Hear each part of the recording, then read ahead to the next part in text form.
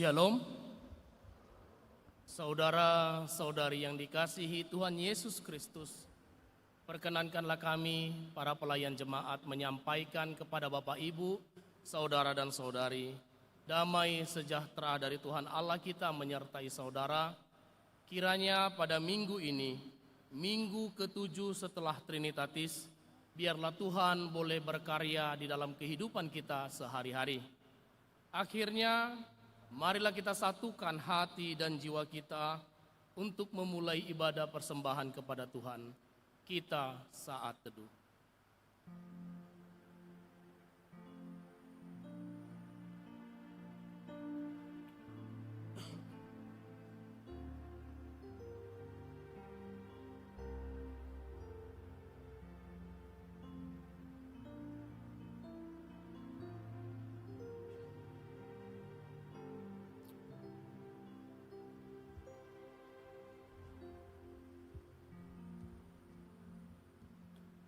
Amin.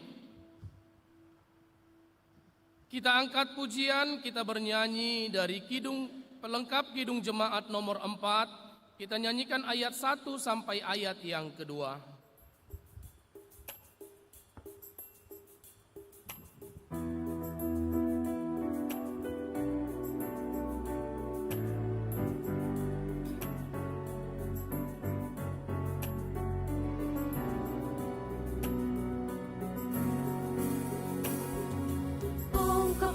Hatimu pada Tuhan, bunyikan kecapi dan menari. Jangan lupa bawa persembahan. Mari kawan, ajak teman bersama menyembah. Sore haleluya. Mari nyanyilah. Pujilah Tuhan yang Maha Kudus. Mari kawan, ajak teman, bernyanyilah terus.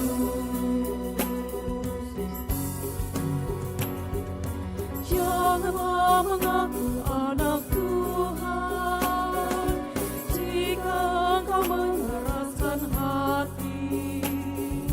Janganlah pelaku firman Tuhan. Mari kawan, ajak teman bersama menyembah. Sore haleluya. Mari nyanyilah. Pujilah Tuhan yang Maha Kudus. Mari kawan, ajak teman, bernyanyilah terus. Di dalam nama Allah Bapa dan anaknya Tuhan Yesus Kristus dan Roh Kudus, Khalik langit dan bumi. Amin.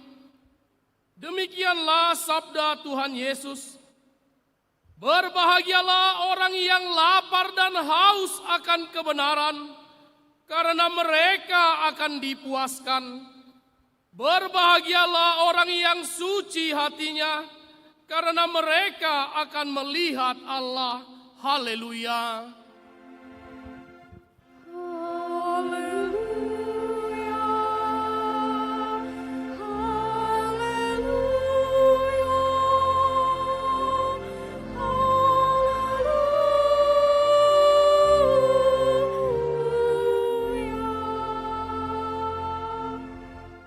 Kita berdoa. Ya Tuhan Allah Bapa kami yang di surga, kami memohon kepadamu, karuniakanlah kepada kami roh-Mu, sumber kebenaran dan damai sejahtera yang tidak dapat diberikan oleh dunia ini. Ajarlah kami senantiasa untuk mengenal kehendak-Mu dan memberlakukannya dalam kehidupan kami. Tolonglah kami untuk bertumbuh di dalam iman dan pengharapan kami, supaya kami tetap mengutamakan kerajaan-Mu di dalam kehidupan kami sehari-hari, dan tidak digoyahkan oleh apapun yang hendak menjauhkan kami dari hadapan-Mu. Di dalam Yesus Kristus Tuhan dan Penebus kami. Amin.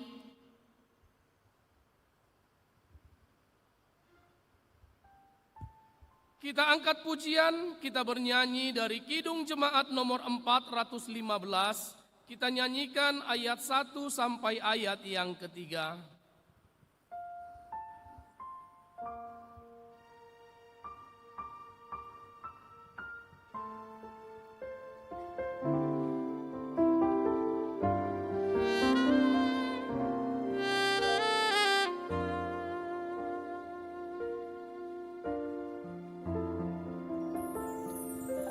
Gembala baik bersulingan merdu, membimbing aku pada air tenang dan memberikan aku berteduh di padang rumput hijau berkenan. Oh, aku ikut Tuhanku, membuat aku tentram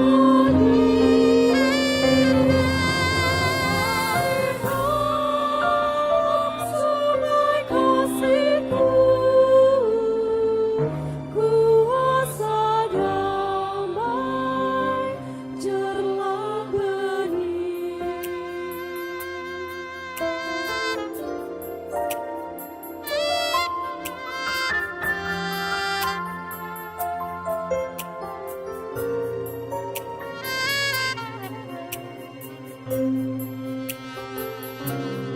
Pada domba haus dan lesu, gembala baik memberikan air segar ke dalam hati haus dan sendu. Diberinya air hidup yang benar. Aku ikut Tuhanku,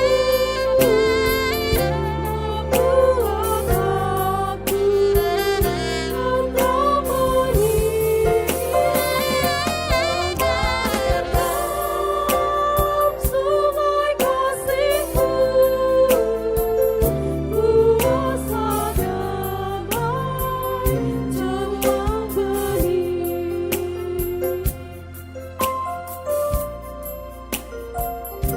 Di jalan kelam sekalipun, ku tidak takut pada seteduh, sebab Engkau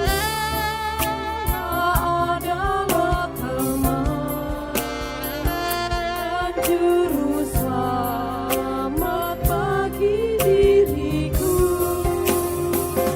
Oh, gembala, ku ikut Tuhanku, buat aku tentram benih. Mengalirkan sungai kasih-Ku, kuasa damai jerlah benih.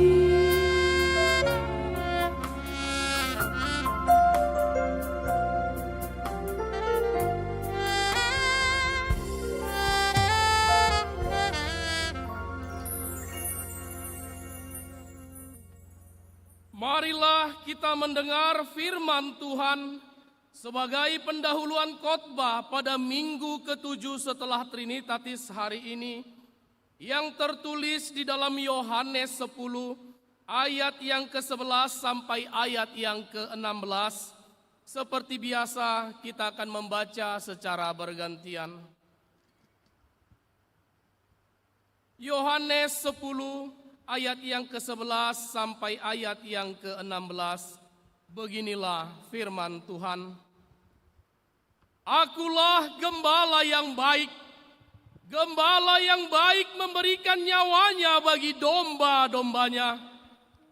Sedangkan seorang upahan yang bukan gembala dan yang bukan pemilik domba-domba itu sendiri, ketika melihat serigala datang, meninggalkan domba-domba itu lalu lari.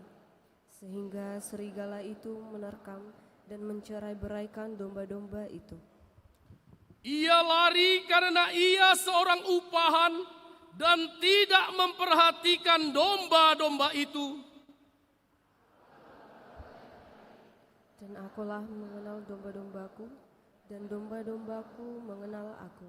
Sama seperti Bapa mengenal aku, dan aku mengenal Bapa, dan aku memberikan nyawaku bagi domba-dombaku. Ada lagi kepadaku domba-domba lain yang bukan dari kandang ini. Domba-domba itu harus kutuntut juga, dan mereka akan mendengarkan suaraku, dan mereka akan menjadi satu kawanan dengan satu gembala. Sampai sedemikianlah pembacaan firman Tuhan. Yang berbahagia ialah mereka yang mendengar firman Allah, yang menghayati serta mengamalkannya. Amin.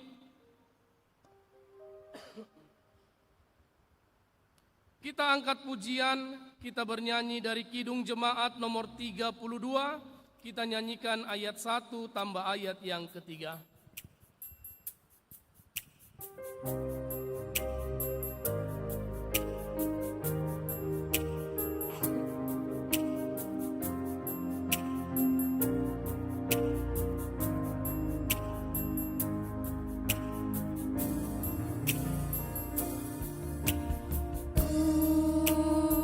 Kulihat salibmu, ya juru selamatku di Golgota. Terimalah doaku, hapuskan dosaku. Akulah milikmu di dalam bayangmu, Tuhan tetap Engkau harapanku.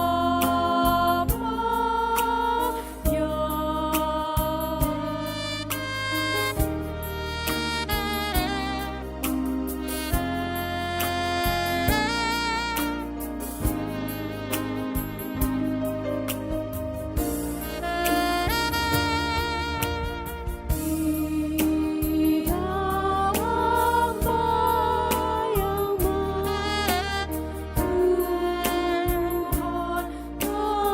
lembah gelap, duka pun melanda.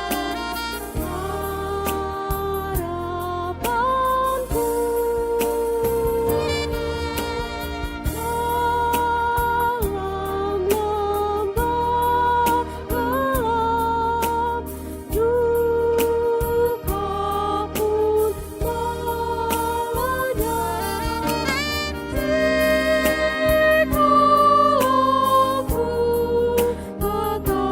di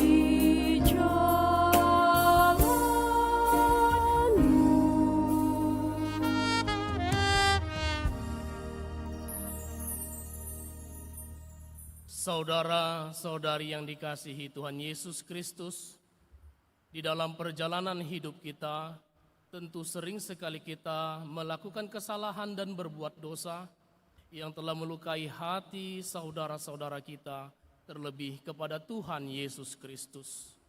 Untuk itu, pada kesempatan ini, marilah kita datang ke hadapan Tuhan, mengaku segala dosa dan perbuatan kita. Kita berdoa.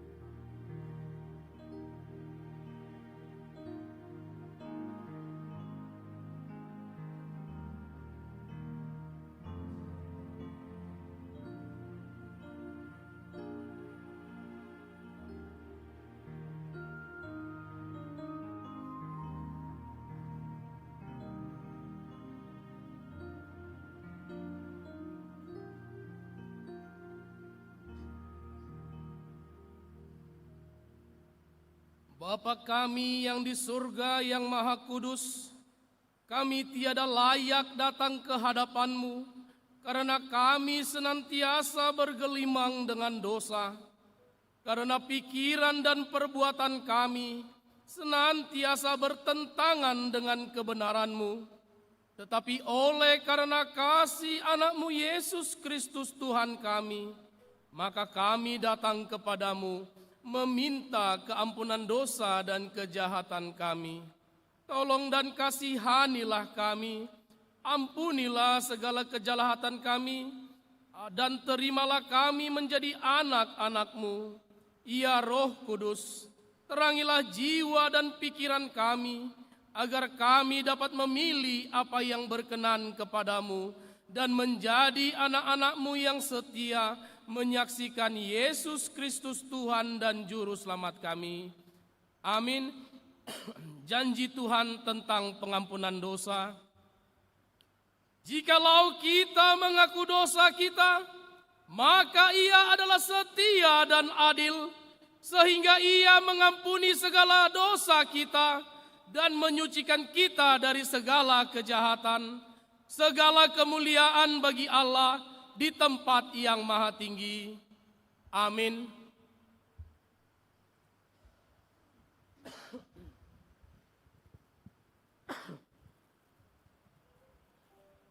Kita angkat pujian, kita bernyanyi dari Kidung Jemaat nomor 419.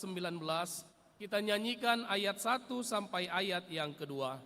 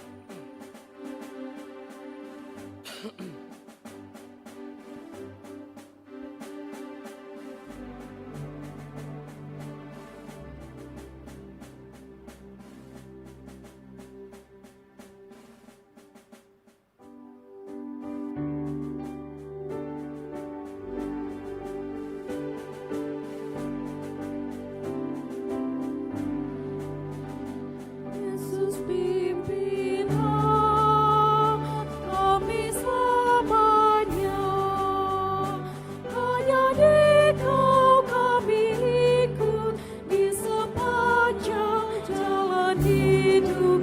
Tuntun umat-Mu masuk rumah-Mu.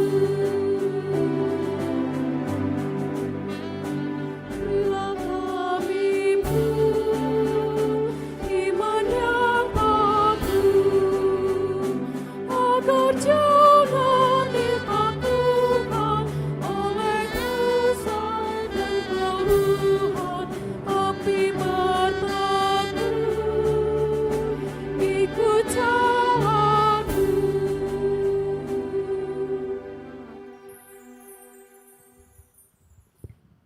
Firman Tuhan sebagai petunjuk hidup baru tertulis di dalam Mazmur 28 ayat yang ke-7. Beginilah firman Tuhan. Tuhan adalah kekuatanku dan perisaiku, kepadanya lah hatiku percaya. Aku tertolong sebab itu beria-ria hatiku, dan dengan nyanyianku aku bersyukur kepadanya. Sampai sedemikianlah pembacaan firman Tuhan. Marilah kita sama-sama memohon kekuatan daripada Tuhan. Ya Allah Bapa kami, berilah kami kekuatan untuk melakukan yang sesuai dengan firman-Mu. Amin. Kita angkat pujian, kita bernyanyi dari Kidung Jemaat nomor 362. Kita nyanyikan ayat 1 dan ayat yang keempat.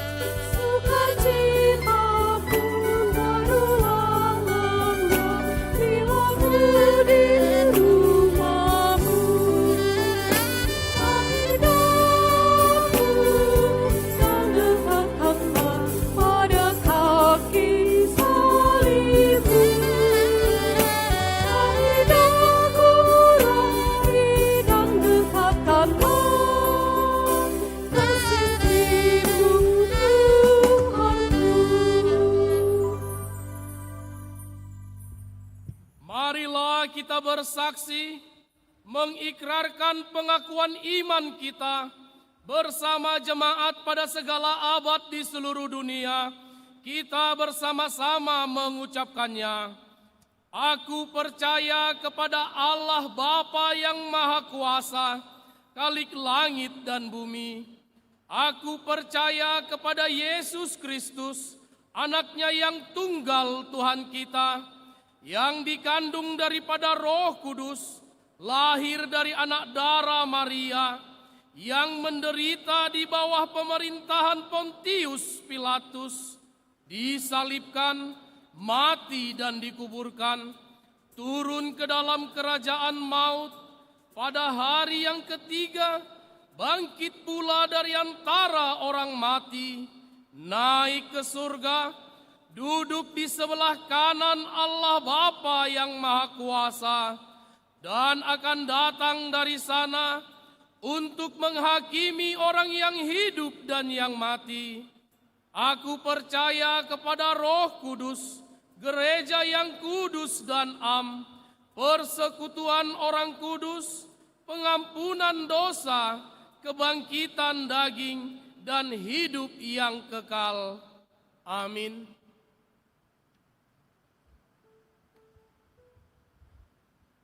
Marilah kita mendengar satu pujian dari Lux Divina Female Choir.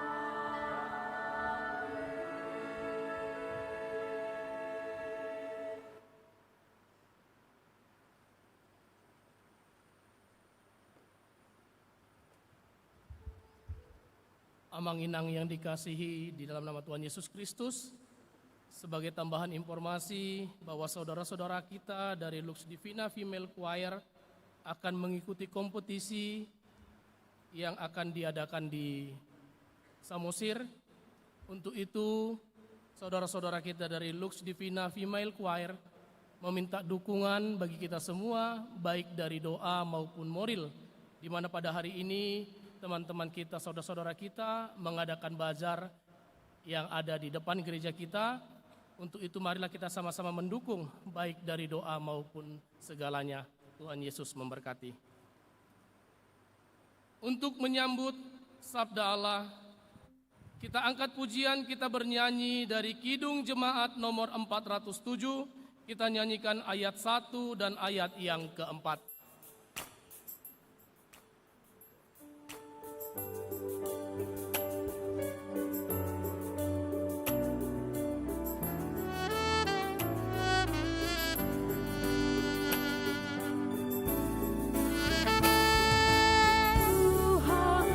Gembala kami, tuntun kami domba-Mu.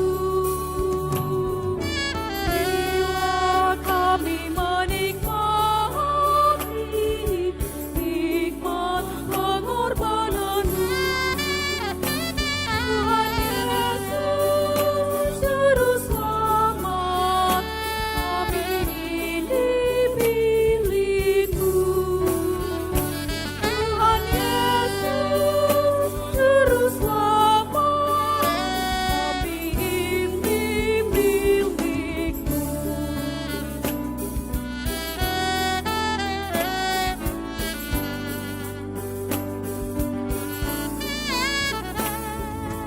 Kehendak-Mu kami cari, ingin turut maksud-Mu.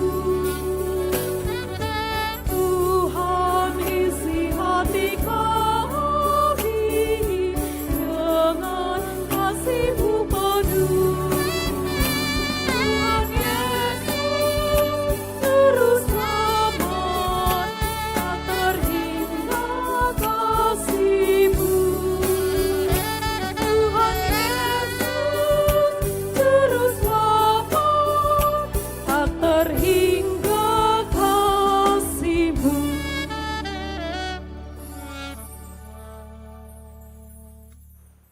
Ya Allah, Gembala Agung yang setia, sumber segala berkat, sumber segala kerahiman. Kami bersyukur sekarang di hadapan-Mu atas perjamuan rohani yang Engkau sediakan bagi kami. Kami mau menikmatinya, menikmati berkat terbaik dari pemberian anugerah-Mu. Maka berkuasalah Engkau di hati kami, sehingga damai sejahtera Allah yang melampaui segala akal pikiran, itulah yang memberkati setiap hati yang terbuka untuk Tuhan, dan setiap telinga yang setia dengar-dengaran dengan Tuhan berbicara. Dalam nama Yesus kami berdoa, amin. Shalom. Baik Bapak Ibu, kita membuka Alkitab kita dari Ester pasal yang ke-9. Kitab Ester pasal yang ke-9, ayat yang ke-11 sampai ayat yang ke-19. Kitab Ester pasal yang ke-9, ayat yang ke-11 sampai ayat yang ke-19. Silakan Bapak Ibu buka handphonenya, gadgetnya. Kita baca bergantian, kami yang membaca ayat 11, Bapak Ibu Saudara ayat 12, demikianlah nanti sampai ayat 19 kita membaca dengan bersama-sama. Ester pasal 9 ayat 11 sampai 19. Pada hari itu juga jumlah orang-orang yang terbunuh di dalam benteng Susan disampaikan ke hadapan raja. Lalu titah raja kepada Ester, sang ratu, Di dalam benteng Susan saja orang Yahudi telah membunuh dan membinasakan 500 orang beserta ke-10 anak Haman. Di daerah-daerah kerajaan yang lain, entahlah apa yang diperbuat mereka, dan apakah permintaanmu sekarang niscaya akan dikabulkan, dan apakah keinginanmu lagi niscaya dipenuhi.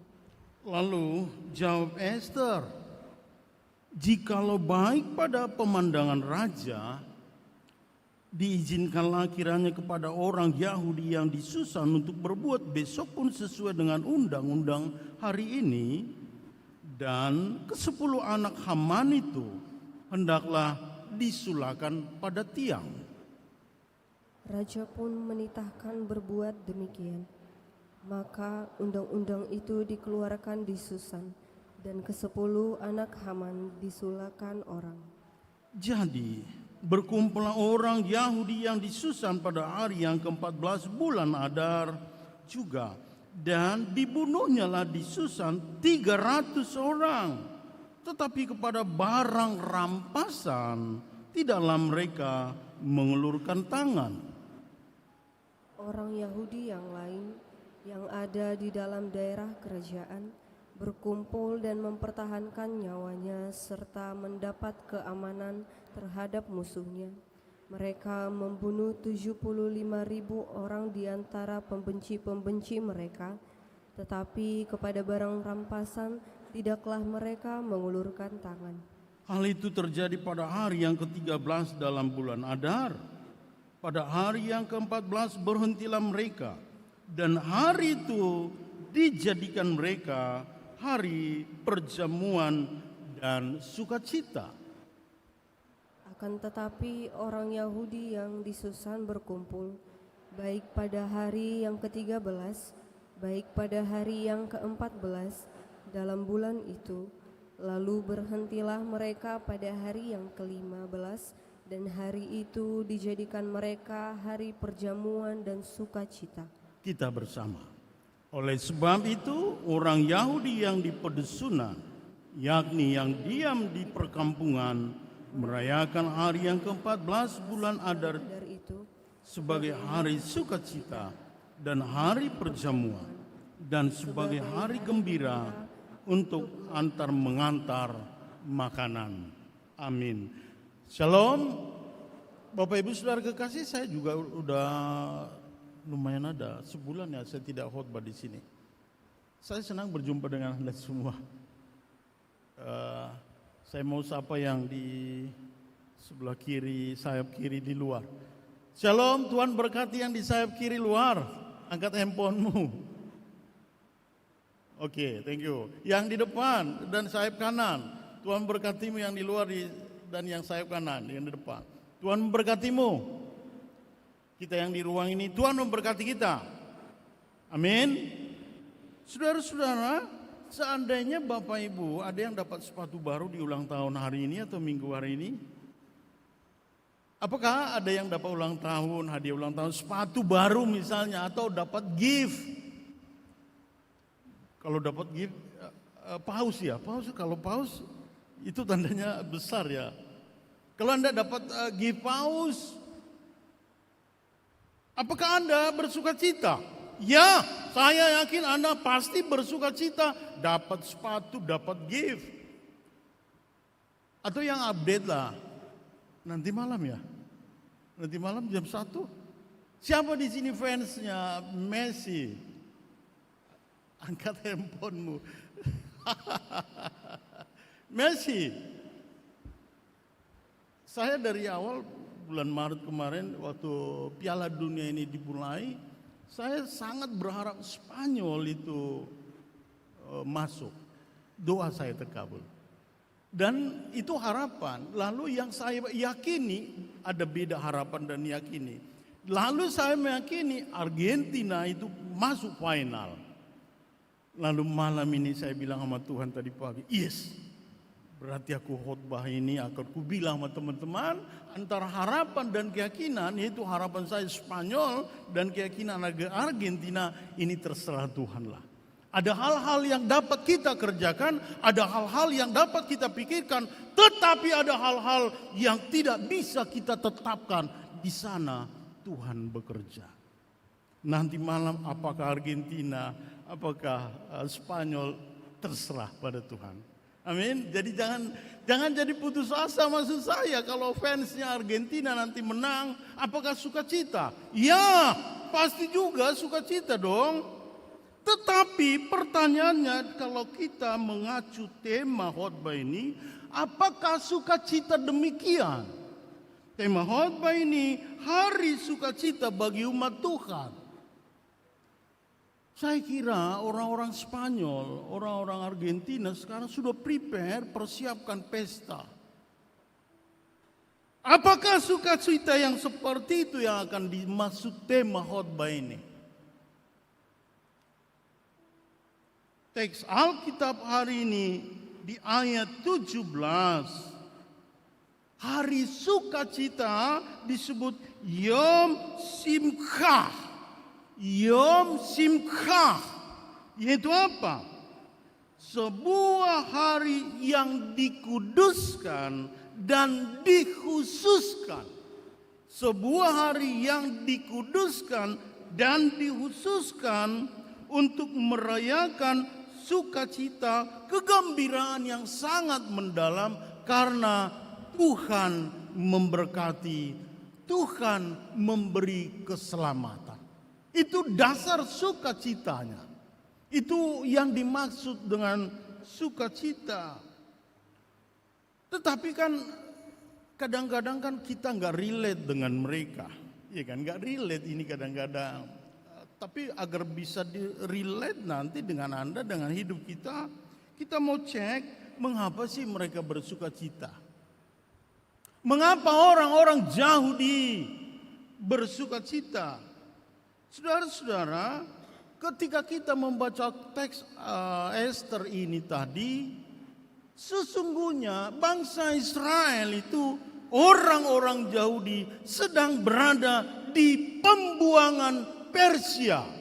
Mereka berada dalam jajahan kuasa daripada Persia. Mereka minoritas. Mereka minoritas, sangat sulit maju, sangat sulit naik pangkat.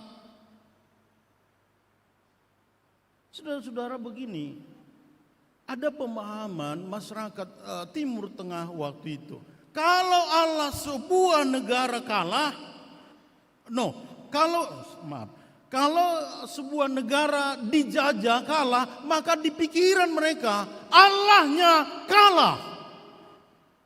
Lihat nanti malam, para haternya Messi akan bilang ini, kalau Argentina kalah pasti Allah kalian kalah. Ngapain kau buat begini gitu? Pasti begitu. Para hater ya. Jadi ketika bangsa Israel, orang Yahudi ditawan Persia, di pikiran mereka, mindsetnya Allah kalah, Allah tak peduli. Tuhan, kau gak peduli lagi sama kami. Betapa susahnya hidupku ini Tuhan, kau gak peduli. Kami orang pilihan, punya privilege, anak kesayanganmu, kok jadi kau buang? Itu pikiran pertama. Memang kan sifat dasar manusia ketika mengalami masalah, mengalami persoalan, dia cenderung mengalami apa? Disorientasi diri. Disorientasi diri itu apa? Wah, memang aku begitulah. Aku kan anak tirinya di rumah ini, Mak. Aku kan agak anak kesayanganmu, kakakku aja anak kesayanganmu, aku gak kau pedulikan. Merasa diri tidak berharga. Itu orang-orang yang mengalami disorientasi diri. Selain mengalami disorientasi diri, maka orang bisa jatuh pula kepada disorientasi rohani. Kalau cuma disorientasi diri, cuma kita bilang, Tuhan kau gak peduli sama aku, lihat mamaku ini, bapakku ini gak peduli sama. Kalau itu masih bagus, datanglah ke gereja, datanglah pada Tuhan. Tetapi ada orang semakin berat masalahnya, dia bisa mengalami disorientasi rohani. Yaitu apa? Tak perlu lagi aku berdoa. Nggak ada Tuhan. Maka dibilang orang di Esther itu tidak ada Tuhan. Oh, nggak perlu lagi ada Tuhan. Kami sudah susah hidupnya. Lalu orang akan bisa apa? Hopeless. Harapanlah yang membuat orang bisa bertahan dalam penderitaan. Harapanlah yang membuat orang bisa mampu, daya tahannya, resiliensinya. Orang-orang yang mengalami penindasan, orang-orang yang mengalami masalah, beri dia harapan, hope. Anda yang belajar studi politik Amerika, Barack Obama cuma bilang hope, maka Amerika bisa bangkit. Saudara-saudara, mereka mengalami masalah itu. Selain karena mereka sebagai bangsa yang terbuang, merasa diri tak berharga, mereka juga sedang mengalami sebuah genosida. Genosid. Anda yang belajar studi Jerman, besok hari Valkyrie. Orang-orang Jerman besok merayakan Valkyrie, yaitu apa? Gagalnya para pejabat Jerman membunuh Hitler, Nazi Hitler yang kejam itu. Ketika kita sebut Hitler, maka di pikiran kita apa? Genosid. Penghancuran orang Yahudi. Jadi bukan masa Haman saja, saudara-saudara. Masa Jerman tahun tanggal 20 Juli 1944 besok itu. Jerman merayakan bahwa Hitler sangat kejam. Lalu Haman membuat sebuah aturan. Karena Haman ini kan pejabat penting di negara Persia. Diberi wewenang oleh Raja Ahasuerus. Diberi wewenang. Maka kebenciannya, saudara-saudara, Anda yang belajar studi filsafat politik, the power tends to corrupt. Kuasa cenderung korup. Maka Haman merasa karena dia berkuasa, kebenciannya diungkapkannya dengan membunuh genosid kepada orang-orang Yahudi waktu itu. Kalau sudah begitu hidup kita, sudah kalau sekarang BBM aja susah kan, udah repot kita. Saya kadang-kadang harus bangun jam 12 malam, lalu antri di SPBU. Ya, saya berharap kita semua dukung pemerintah agar stabilitas sosial kita ini makin baik. Nggak susah-susah lagi kita harus antri minyak. Jadi orang itu sudah tertindas, mau diancam mati lagi. Raja menetapkan melalui Haman tanggal 13 Adar, hari pembunuhan massal. Tetapi saudara kekasih, setelah kita baca teks ini, justru dalam kondisi yang hopeless, dalam kondisi yang tak ada harapan, dalam kondisi yang tidak ada apa-apa lagi, hidup kita hancur, hidup kita tidak ada apa-apa, Allah merestorasi, membangkitkan, mentransformasi. Allah bekerja membuat mujizat. Ada hal-hal yang dapat kita pikirkan dan ada hal-hal yang dapat kita kerjakan. Tetapi ada hal-hal yang tidak dapat kita kerjakan. Di sana kita berharap mujizat terjadi. Amin. Saudara-saudara, itu yang terjadi.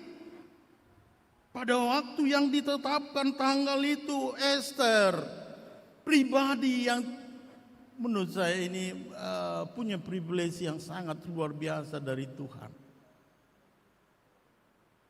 Esther dipakai oleh Tuhan, padahal dia anak yatim. Ada di sini anak yatim piatu. Jangan merasa, Tuhan aku anak yatim piatu, aku nggak bisa bagus-bagus. Ya, belajar dari Esther. Anda belajar hari ini dari Esther. Ya, Esther anak yatim piatu. Merasa tidak penting, tetapi Allah mementingkannya. Esther punya kekhususan juga. Disebut dia paling cantik di dalam festival kontes kecantikan Raja Ahasuerus. Pemilihan Miss Universe. Apa ukurannya? Kan selalu ada ukuran kalau mau menjadi menang pemilihan Miss Universe, Miss kecantikan, Ratu kecantikan, ada ukurannya. Cara berdirinya, cara menatapnya, cara dia berbicara, pilihan kata yang dia ungkapkan, dan bagaimana dia akan berkomunikasi. Ini loh, saudara-saudara, bersyukurlah Anda yang cantik-cantik, semua cantik-cantik, amin. Berbahagialah Anda, buatlah dirimu makin cantik. Perlu cantik. Tapi tidak harus pakai nail art mati. Orang pun nail art itu ya. Putri saya begitu pakai nail art. Bella, kamu nyuci piring dong. Papa lihat nih nail art saya nggak bisa nyuci piring. Udah harus gitulah. Boleh cantik ya, perlu cantik ya kan, perlu manis. Tapi belajar juga menggunakan kecantikan itu menjadi berkat. Ya kan, janganlah mengganggu suami orang gitu ya. Cantik ya bagus. Kecantikan itulah yang membuat Esther menempati pos penting sebagai ratu di kerajaan Persia. Padahal dia bukan orang Persia. Mungkinkah Anda bisa menjadi istri seorang presiden Amerika? Perempuan ini bisa. Saudara-saudara, Esther dipakai Tuhan. Cantik dan beriman. Saya mau anak-anak Tuhan yang baik ini, perempuan-perempuan cantik ini. Saudara-saudara saya, anak-anak saya ini. Perlulah cantik, percantiklah dirimu, jaga kesehatanmu. Buat rambutmu manis, cara bicaramu bagus, pilihan-pilihan katamu bagus. Apa kau? Enggak begitu. Apa Pak? Gesturmu kan bagus. Kan beda. Apa Pak? Dengan apa Pak? Lihat bedanya. Perlu cantik, gesturnya bagus, diksinya bagus, pilihan katanya bagus. Pak, terima kasih sudah menolong saya ya Pak. Beda, terima kasih Pak. Itu diksinya yang Pak tetap, tapi nadanya kan beda. Jadi Esther berhasil menawan. Menawan itu menaklukkan, menawan hati Raja Ahasuerus. Lalu Raja bilang, Esther, lihatlah, apa maumu? Aku serahkan semua.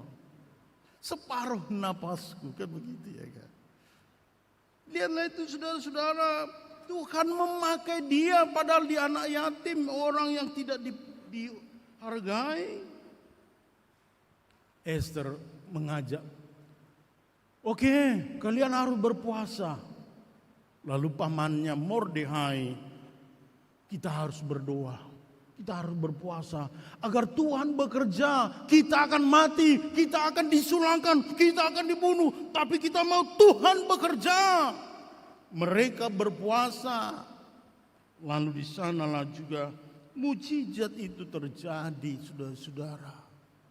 Hari itu mereka harus dibunuh, dimatikan. Tetapi kenyataannya Allah bekerja, Allah mengganti, mengubah. Lalu Esther minta dekret. Ya Raja, kan kalau Raja dulu mesti ada tongkatnya. Raja Ahasuerus kasih tongkat ke pundaknya Esther. Kalau udah dikasih tongkat ke pundak kita berarti bisa bicara. Itu kan protokoler. Anda yang mungkin menjadi nanti pejabat di pemerintahan, ada loh protokolernya. Taati aturan. Anda mau menjumpai bupati, gubernur, jangan langsung-langsung. Selamat pagi Bapak, saya mau menjumpai Bupati, ini saya mau begini. Belajar juga Anda untuk belajar administrasi. Raja mengizinkan Ester apa Ter? Bilanglah, besok kami mau mati semua, izinkanlah. Maka raja mengeluarkan dekret mempertahankan diri. Maka orang-orang Yahudi walaupun tidak penduduk asli, walaupun minoritas, mampu bertahan, berperang, mengangkat senjata. Maka disebutkan pada hari pertama ada 375.000 orang tewas. Kadang-kadang kita jadi kayak nonton film horor ya. Tiba-tiba jadi, apa itu film itu? Tiba-tiba jadi setan atau apa? Ada kan film sekarang dibuat. Saudara-saudara, karena mereka selamat dari pembantaian, genosid, karena mereka doa mereka dijawab, mereka selamat, maka simkah, bersyukur, berterima kasih, mengucapkan sukacita. Itulah dasar sukacita mereka. Tetapi saya harus berikan pemahaman saudara-saudara. Bagaimana kita memahami angka kematian ini? Ini harus clear. Saya harus mengajari ke Bapak Ibu membaca teks ini. Agar jangan di era modern ini orang bilang, oh di Alkitab bisanya membunuh. Ini kan sering dijadikan menjadi teks-teks perang. Saudara-saudara, pada waktu itu sudah ditetapkan ada dekret. Dekret pertama bahwa orang Yahudi akan dimatikan. Lalu Ester menegosiasi. Memang kan dalam sejarah politik, perempuan selalu dijadikan sebagai umpan, saudara-saudara. Lihatlah Ester dijadikan menjadi umpan, bicara dengan raja, tapi berhasil dia. Enggak gitu raja. Kan itu kan kaumku, temanku semua. Kalau kau matikan aku, mereka, kau mematikan aku loh raja. Oh iya, iya. Jangan matikan mereka. Lalu raja mengeluarkan dekret kedua, mempertahankan diri. Maka apa? Membunuh atau dibunuh. Kira-kira di situ ada yang belajar hukum di sini kan? Agar sebuah tindakan disebut benar, mesti ada aspek legal formalnya. Tujuan yang benar harus dengan cara yang benar. Tujuanmu baik, tapi caramu juga harus baik. Ada legalnya. Itu saudara-saudara, belajar kita jadi seperti kuliah etika ini kan. Tapi tidak apa-apa daripada Anda pulang, loh apa maksudnya pembunuhan. Maka pertumpahan darah di Ester 9 ini bukan genosid, bukan pembantaian massal. 75.000 itu, waktu itu jumlah penduduknya Persia, saudara-saudara, itu ada sekitar 12 juta. Jadi ini presentasi, kalau dari presentasi. Tapi bukan itu. Dalam, kita sekarang kan, lihatlah, Amerika perang dengan Iran, kan nggak berdampak kemana-mana, dalam arti nggak ada digempur orang lain, enggak. Hanya Amerika menyerang sasaran militer. Mereka semua ada perjanjian Jenewa, ada perjanjian sekarang. Jadi nggak boleh asal-asal menembak gitu, sudah. Nah jadi mereka pun begitu. Yang kedua mereka pada masa itu ada hukum. Bolehkah saya dibantu menghidupkan AC yang di belakang saya? Siapa bisa menolong saya menghidupkan AC gereja ini? Boleh saya? Ya, oke. Nanti sambil diproses. Karena sudah mulai saya keringatan. Nah, saudara-saudara, waktu itu ada namanya hukum lex talionis. Lex talionis, mata ganti mata. Ayo, mata ganti mata, gigi ganti gigi, itu lex talionis. Masa itu. Jadi kalau ada orang menghukum, ya harus dilawan. Itu aturan masa itu, saudara-saudara. Jadi sahlah mereka. Tetapi hari ini saudara-saudara, kita semua orang-orang yang percaya pada Yesus, kita yang percaya pada Yesus, cara pandang, cara membaca teks ini sudah harus diubah. Yaitu apa? Epistel kita hari ini, Yohanes 10, Allah mengasihi kita. Yesus mengajarkan hukum kasih. Kalau engkau dipukul musuhmu, kasihilah musuhmu, doakanlah musuhmu. Itu nilai yang baru bagi kita. Lex talionis itu sudah kita tidak pakai lagi. Maka saudara-saudara, hiduplah dalam perdamaian. Kita berharap Amerika dan Iran, sehingga Selat Hormuz itu tidak terganggu minyak terus. Amerika dan Iran yang ribut, kita yang bisa jadi terganggu. Kita doakan mereka berdamai dalam kasih Kristus.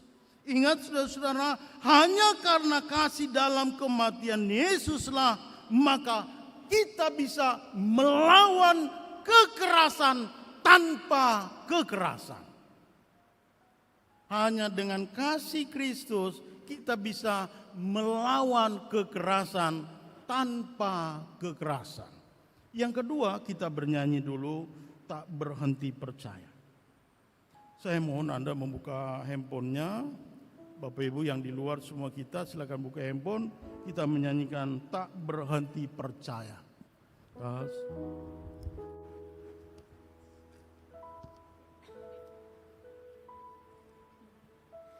sekalipun melupakanku, Kau menuntun langkahku.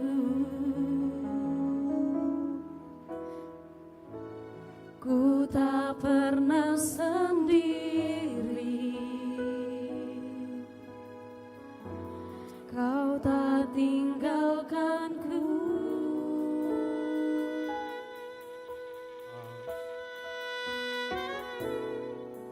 Tak sekalipun melupakanku, Kau menuntun langkahku.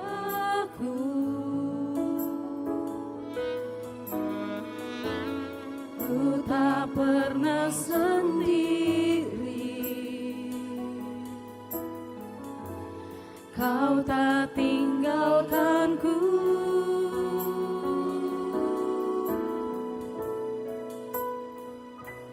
Ku tak akan pernah menyerah sampai ku lihat Kau bekerja. Ku percaya mukjizat kan nyata. Ku takkan berhenti percaya.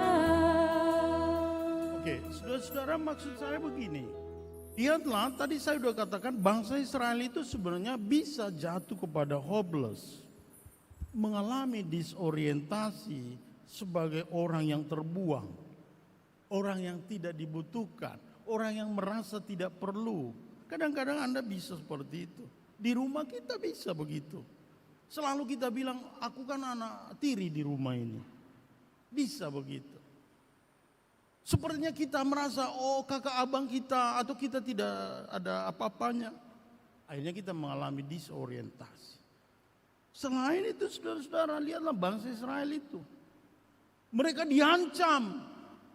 Bisa saja kita diancam oleh siapapun, mengalami disorientasi rohani. Ngapain ke gereja lagi? Ngapain berdoa? Tidak. Hari ini saudara-saudara, Anda diundang datang ke gereja ini. Raih daku, raih datanglah pada kasih salibmu. Allah mau meraihmu sekarang. Datanglah ke gereja ini, bawalah masalahmu. Bawalah pergumulanmu. Percayalah, Allah itu sebenarnya menginginkan kita pribadi pemenang. Ada mujizat bagi kita. Tapi ingat saudara-saudara, jangan Anda memahami mujizat itu jika Anda tidak bekerja. Lihatlah mujizat itu terjadi dalam Yahudi apa? Ester melakukan semua talent yang ada padanya. Kecantikannya, kemampuan bernegosiasinya. Lihatlah juga Mordehai dengan ketabahannya mengasuh. Saudara-saudara, apa yang akan bisa terjadi mujizat bagimu? Belajarlah, taatlah, tetaplah kerjakan kuliahmu. Tetaplah engkau setia dalam perkuliahanmu. Tetaplah engkau menaati pikiran-pikiran dosenmu. Saya kira saudara-saudara, di sana kita diarahkan. Bagi saudara-saudari kita yang bekerja, enggak naik-naik pangkat, lihatlah Esther. Tidak ada punya privilege, tidak ada punya kartu apa-apa. Enggak ada dekingnya sebenarnya. Tapi Esther bisa menjadi ratu, orang terpenting dari yang terpenting. Kita kadang-kadang bisa, oh nggak bisa aku kan bukan keturunan raja, aku kan nggak ada keturunan ini. Ada mujizat. Allah menginginkan Anda pemenang, saudara-saudara. Yang ketiga, saudara-saudara, kalau Anda jadi pemenang, kan diingatkan dalam teks, mereka tak mengambil barang jarahan, tidak merampas. Mujizat mengharapkan kita agar tidak kita merampas. Jadilah pribadi yang mampu menguasai diri. Salah satu nilai virtu, nilai terbaik kepribadian apa? Menguasai diri. Pengennya sih semua punya harta, pengennya sih punya cantik, istri cantik. Begitu dilihat istri cantik, oh ini istriku, ini istriku. Itu pengennya, tapi orang yang hebat adalah orang yang mampu menguasai. Cukup ini istriku, cukup ini hartaku. Anda yang punya emas 74 kilo, apakah itu sudah sukacita kan? Kalau Anda punya emas 74 kilo bagaimana? Lah ratusan miliar lagi. Bagaimana? Maka syukurilah ibu kalau suamimu pejabat. Bapak, kalau istrimu pejabat, syukuri dia enggak korupsi. Iya, jangan paksa dia korupsi. Jangan paksa bapak mamamu korupsi hanya untuk belikan iPhone terbaru. Pak, handphoneku enggak mesti iPhone terbaru. Nanti bapakmu jadi korupsi, mesti 74 kg emas baru kau puas. Tidak. Menguasai diri. Jabatan itu bisa membuat orang mengalami disorientasi. Jangan Anda pikir kemiskinan aja membuat orang disorientasi. Kekayaan juga, harta yang banyak, 74 kg itu bisa membuat kita lupa diri, lupa Tuhan. Berhati-hatilah. Amin, kita berdoa. Bapa, terima kasih Engkau menolong kami untuk melihat bagaimana Engkau bekerja dalam kesulitan-kesulitan hidup kami. Benar Tuhan bahwa kami sesungguhnya menghadapi banyak persoalan-persoalan. Sepertinya kami mengalami jalan buntu. Tidak ada jalan keluar. Maka siapapun kami yang hadir di sini, baik kami yang di ruang gereja, baik kami yang ada di sini semua, baik saudara-saudara kami yang mendengar ibadah ini, mengikuti ibadah ini dalam live streaming, Tuhan jamah kami agar mujizat-Mu terjadi bagi kami. Sesulit apapun perjalanan hidup ini, kami melihat dan merasakan Engkau bekerja. Diberkatilah orang-orang yang bekerja keras. Saudara-saudara kami yang berusaha untuk menaikkan jabatannya, levelnya, kepribadian mereka Tuhan berkati. Agar mampu mereka menahan diri, menguasai diri, bekerja sesuai dengan kehendak Tuhan. Kepada saudara-saudara kami yang belajar, yang kuliah, yang memulai sekolah, Tuhan menguatkan mereka. Saudara-saudara yang sedang mempersiapkan diri untuk ujian skripsi, Tuhan menganugerahi mereka hikmat berbicara, hikmat mempertahankan tesis-tesis pikiran mereka. Bagi saudara-saudara kami yang punya persoalan-persoalan pribadi, yang ditolak oleh orang lain, yang ditolak oleh perusahaan, bantu kami Tuhan, agar kami tidak berputus asa. Kami mau melihat mujizat-Mu itu dalam hidup kami. Maka temanilah kami dalam sisa-sisa, dalam perjuangan hidup yang Engkau berikan bagi kami. Diberkatilah hidup kami. Dalam nama Yesus kami berdoa. Amin. Kita lanjutkan acara, kita bernyanyi.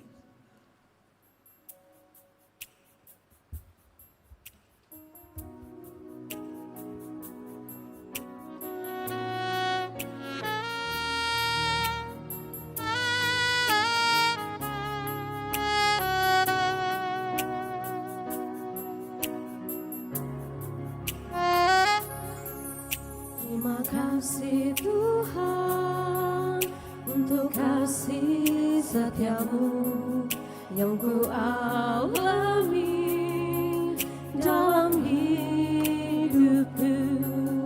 Terima kasih Yesus untuk kebaikan-Mu sepanjang hidupku.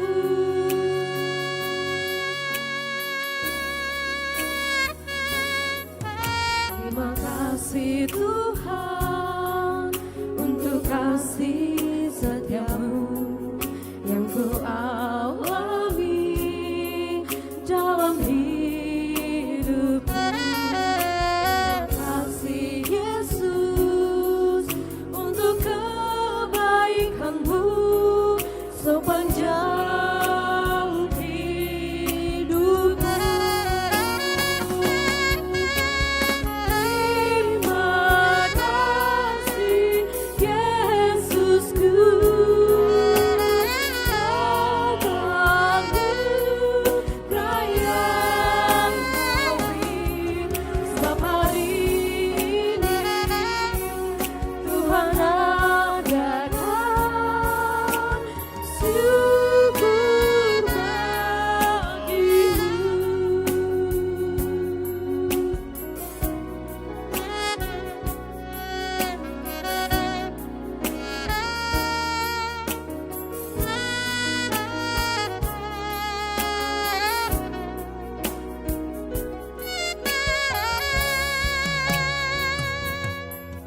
Terima kasih Tuhan untuk kasih setiamu yang ku alami dalam hidupku.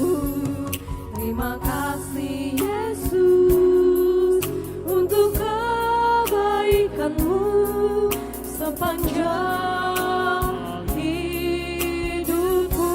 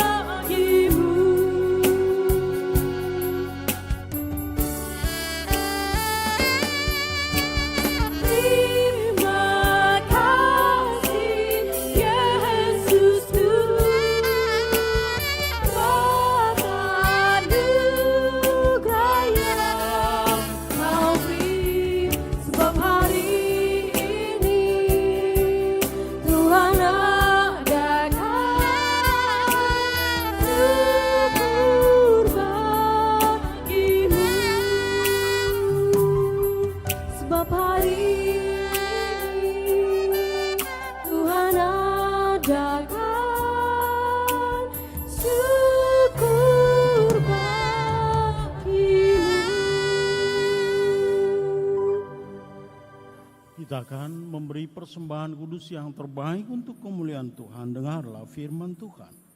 Betapa lebihnya darah Kristus yang oleh roh yang kekal telah mempersembahkan dirinya sendiri kepada Allah sebagai persembahan yang tak bercacat, akan menyucikan hati nurani kita dari perbuatan-perbuatan yang sia-sia, supaya kita dapat beribadah kepada Allah yang hidup. Amin.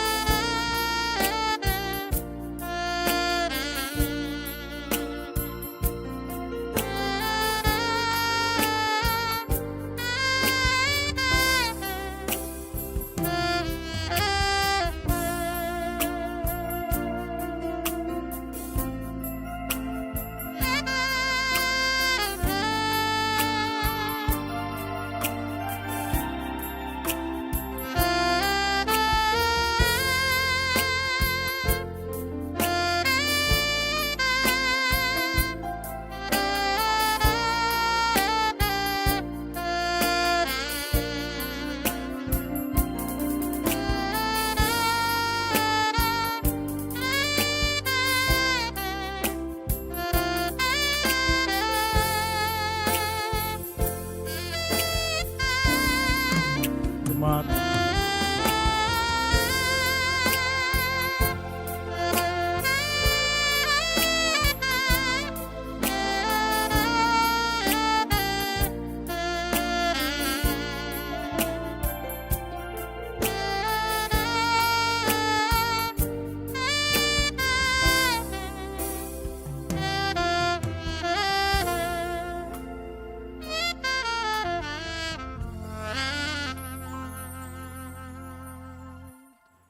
ya Allah Bapa kami yang ada di surga, kami mengaku dengan setulus hati, Engkaulah sumber segala berkat dan karunia dalam hidup kami.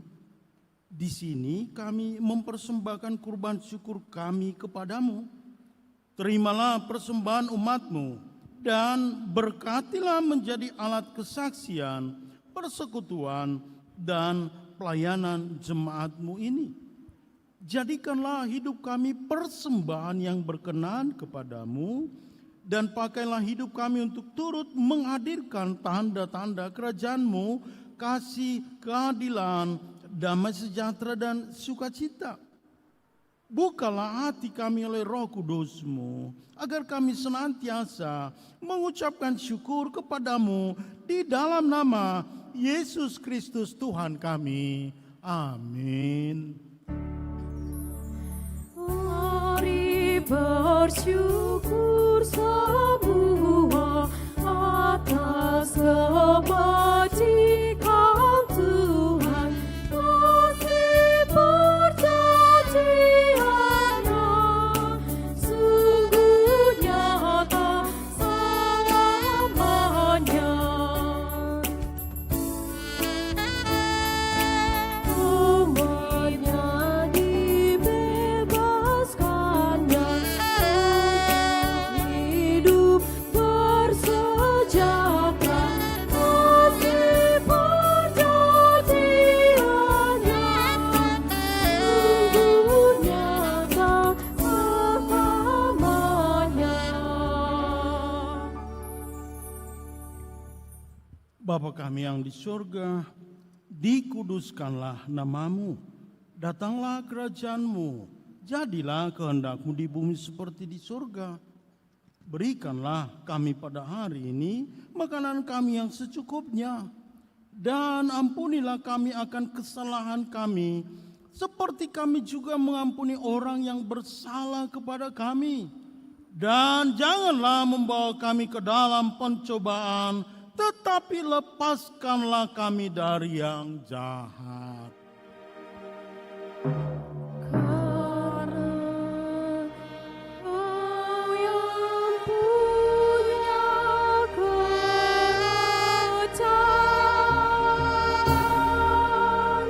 dan kekuasaan dan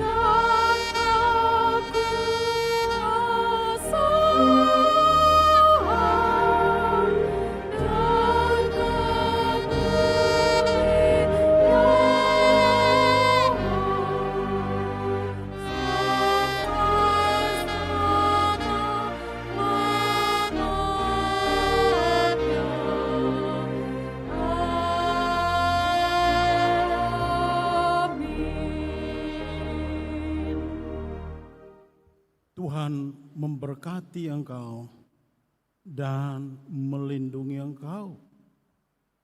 Tuhan menyinari engkau dengan wajah-Nya dan memberi engkau kasih karunia. Tuhan menghadapkan wajah-Nya kepadamu dan memberi engkau damai sejahtera.